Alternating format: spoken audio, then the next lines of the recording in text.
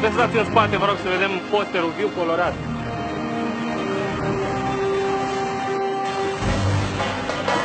Ceva mai devreme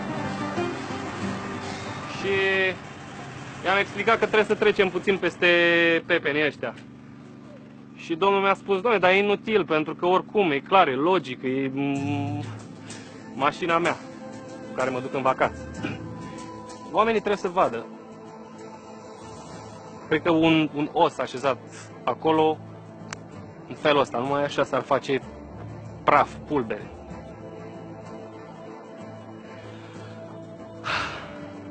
Hai să trecem la treabă. Vedeți voi pentru ce ați venit voi aici.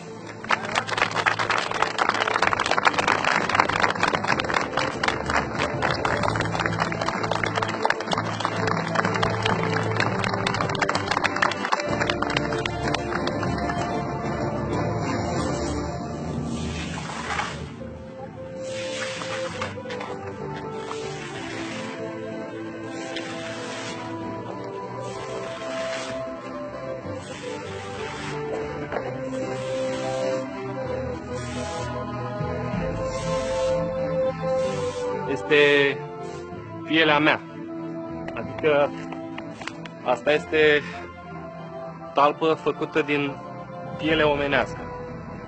Știți că puteți avea idei. E adevărat, este ireal, dar e real. Deși poate să fie și real și totuși ireal. Rămâne voi să hotărâți.